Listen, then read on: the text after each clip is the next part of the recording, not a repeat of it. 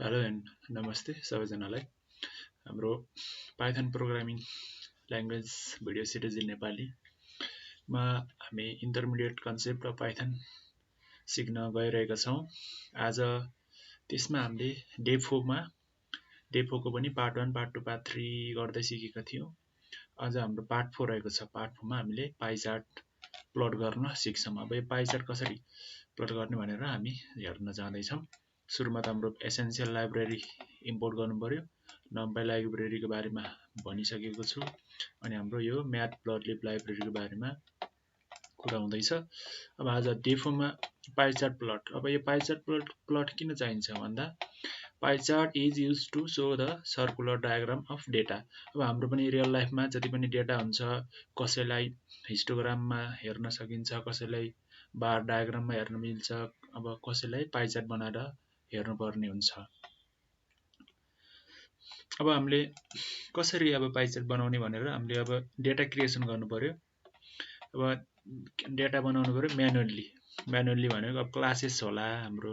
For इक्जाम्पलको लागि classes. अब क्लासेसमा के छ, पाइथन सिक्ने क्लास होला, आर सिक्ने होला, डाटा साइन्स सिक्ने होला, आर्टिफिसियल इन्टेलिजेन्स सिक्ने क्लास होला, अनि मेसिन लर्निङ सिक्ने क्लास होला।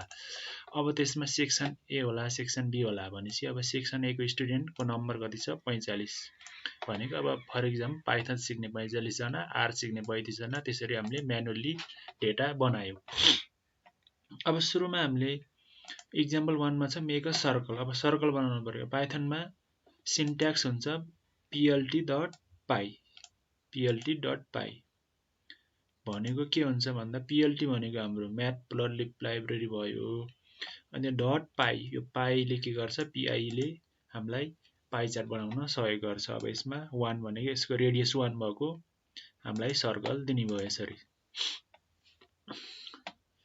यसरी हाम्रो रेडियस 1 भएको चाहिँ हामीलाई सर्कल दिने भयो। अब एक्जाम्पल नम्बर 2 मा के छ, पाइ प्लट अफ द डेटा। अब हामीले अब माथिको डेटा बनाएको छौँ, सिम्पली हाम्रो यो डेटा भयो। अब त्यस्तै अब के गर्नु पर्यो, plt.py राख्नु पर्यो हाम्रो सिन्ट्याक्स। अब त्यसमा के दिनु पर्यो, सेक्सन ए स्टुडेन्ट भनेर हाम्रो डेटा दिनु पर्यो। अब लेभल्स भनेको क्लासेसहरू दिनु पर्यो।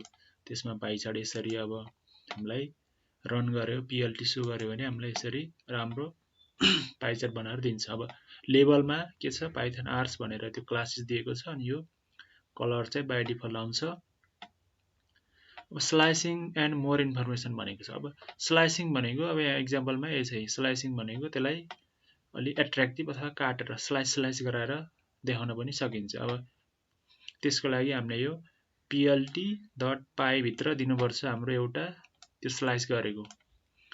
अब यहाँ के छ, सेक्सन ए स्टुडेन्ट भनेको स्टुडेन्टको डेटा भयो, लेभल्स भनेको क्लासेसहरू भइहाल्यो, अनि कलर्स भनेको हाम्रो कलरिङ भनेको अब यो कलरिङले गर्दा डिफ्रेन्ट कलरमा आउँछ। अनि यो एक्सप्लोड इजिकल टु एक्सप्लोड भन्ने हाम्रो एक्सप्लोडमा हामीले एउटा दिनुपर्छ। त्यो एक्सप्लोड कसरी बनाउने भनेपछि यसको अब हामीलाई कसरी स्लाइस गर्ने, अब फर्स्टको 0.1 0 0 0.2 0.3 यसरी अब एउटा, दुईवटा, तीनवटा, चारवटा, पाँचवटा जतिवटा क्लास छ त्यति नै हामीले एक्सप्लोड भनेर यो बनाइयो भन्नको अब मिनिङ। यसलाई रन गरेर हेऱ्यो भने के आउँछ, यसरी अब यो ब्ल्याक कलरको अलि टाढा स्लाइस भएको छ। त्यो किन, त्यसको यो 0.2 हो, 0.2 ले त्यो स्लाइस भएको छ। अनि यसरी हामीले स्लाइस गर्न पनि सक्छौँ।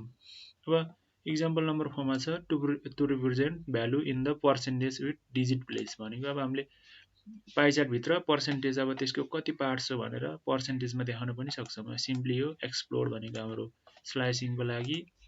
अब कलरिङ भनेको हामीले डिफ्रेन्ट कलर यसरी पनि दिन सक्छौँ। अब सुरुकोलाई रेड, त्यसपछि ग्रीन, त्यसरी अब यसरी हामीले कलर पनि दिन सक्छौँ। अब यो त भयो plt.py, यो सिन्ट्याक्स भइहाल्यो। लेभल्ससम्म हाम्रो क्लासेस यो हाम्रो माथिकै अनुसार भयो। अब कलर्समा हामीले कलरिङ दियो, यो माथिको कलर। अनि एक्सप्लोडमा हामीले यो एक्सप्लोड माथिको यो एक्सप्लोड भन्ने भेरिएबल दियो। अब यो छ अटो पिसिटी, AUTO अटो पिसिटी।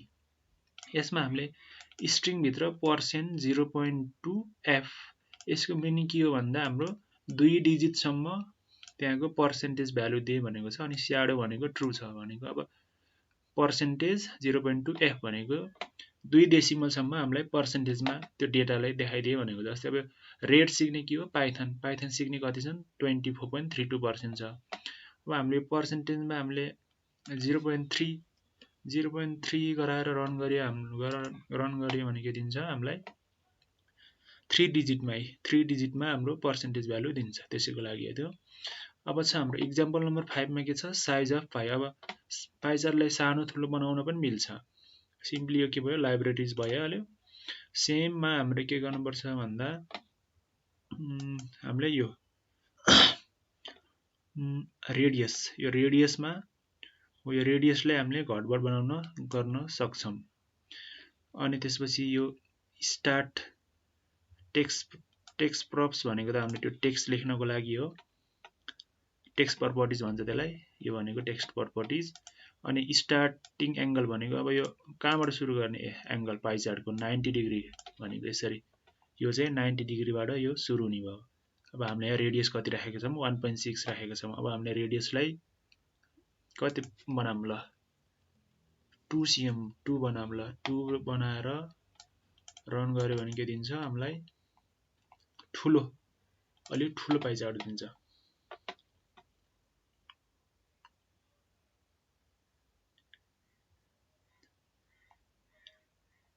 रन हुँदैछ। यसरी हाम्रो पाइ चार्ट अलि ठुलो बिग साइजको भनेको छ। यसरी हामीले सिम्पली पाइथनमा पाइ चार्ट बनाउन सक्छौं। अब यसलाई मोर डेकोरेट अनि स्टाइलिश अरु फंक्सनहरु युज गरेर हामीले यसलाई मोर एट्र्याक्टिभ पनि बनाउन सक्छौं। अब त्यो हाम्रो एडभान्स कन्सेप्ट हुन्छ। अहिलेलाई हामीले नर्मल युजको लागि यति नै गर्दा पुगिहाल्छ। अनि अहिले हामीले सिक्दै पनि छौं। सो एडभान्स कुराहरु त बिस्तारै सिकिहालिन्छ। मेन भनेको बेसिक कन्सेप्ट थाहा हुनु पर्यो। यस भिडियोमा हामीले पाइ चार्ट बनाउन सिकेका छौं। अब नेक्स्ट भिडियोमा हामीले एरिया प्लट अनि सब प्लट कसरी बनाउने भनेर हेर्ने छौं। Thank you for watching.